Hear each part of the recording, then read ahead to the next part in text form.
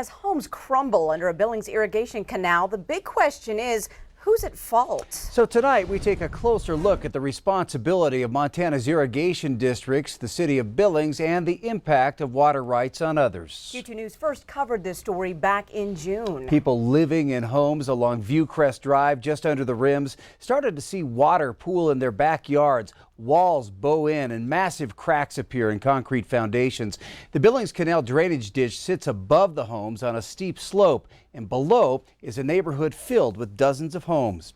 MTN Chief Investigative Reporter Andrea Lutz is digging into this issue and has new information, learning that experts are calling the situation in North Billings a potentially catastrophic event. With the latest, Andrea joins us live from Viewcrest Drive at the very heart of this issue. Andrea. That's right, Russ and Janelle. You know, some alarming details coming from an independent engineer that was called upon to take a look at the danger in this neighborhood. All of that after a brand new crack was discovered at the ditch just over the summer. So in the meantime, these homes that are right behind me, the damage in them has gotten progressively worse. So now those homeowners are looking to legal action. But the question is, do they have a case, and who's at fault? Like many ditches in Montana, the Billings Canal has been going for over 100 years. We kind of got out in a hurry. Had to rent a storage unit and put pretty much everything we own in the storage unit. But now those living on Viewcrest Drive find themselves Cracking in here also going. on the foundation. For Charlie and Sherry Groskop, this is home. This is my house, though. You know, I mean, this is where I've lived here for 17 years. Until July, when the family was forced to move. This is what happened in the master bedroom before the sheetrock fell. Sheetrock started falling from the ceiling. Behind it, a massive crack in the foundation. This is my daughter's bedroom, and it's pretty alarming when you see something like that. And in their basement, a weeping wall of moisture they believe is coming from the Billings Canal leaking above. If the ditch was maintained properly, I don't foresee any of this actually happening. Next door, neighbor Don Kaiser has a crack in his foundation so large he can put his hand through it. A geological survey done in the early 2000s indicated this area was at high risk for a landslide. But despite that, a developer moved forward and the city issued permits to build the homes below. A recent engineering report said the canal loses 790 million gallons of water a year due to seepage through well-draining soil. Gary Davis with the canal declined to speak with us on camera, but told MTN Investigates the Billings Bench Water Association has been in and out of court before and prevailed. Court documents we obtained from 1985 show a developer tried suing after learning the land he purchased, where these homes are now, couldn't be developed, accusing the Billings Bench of negligence in maintaining their ditch. And a judge ruled in the favor of the ditch company.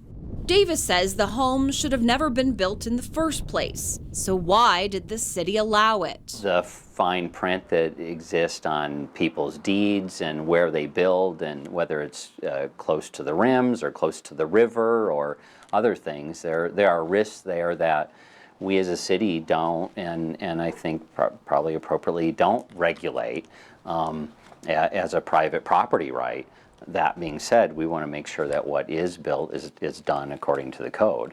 But in the meantime, City Administrator Chris Kukulski says the city is taking a closer look at the hillside, with the fire department even doing something called target planning in the event of a disaster. We have not received anything that would say that it's imminent or this will happen. Otherwise, we would be taking appropriate action to evacuate the area, things like that. That's not where we are. But a Bozeman engineer disagrees, sending this letter to the city. Doug Chandler with Allied Engineering expressed concern for a sudden and catastrophic failure.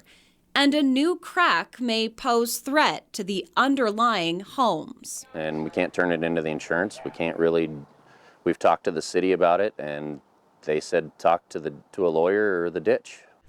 Living out of totes, you know, just And not having the kids. Yeah, they sleep in the house, yeah. For now, the future of the Grosskops' home is unknown. And now they're temporarily living in a fifth-wheel trailer on the other side of town.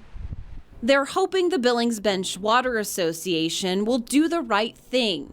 They say that's buying the land below in which the homes sit and fixing the seepage. Allow them to take ownership of this property so they can fix their ditch properly and fix the problem so that it doesn't happen, so it doesn't become catastrophic.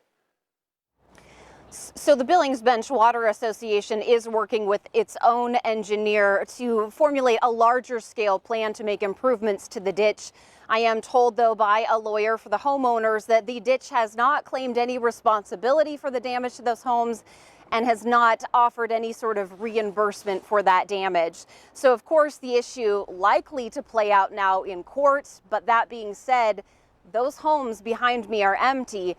Every single month, those homeowners are still writing that mortgage check to send out. Russ and Janelle. Q2's Andrea Lutz, thank you.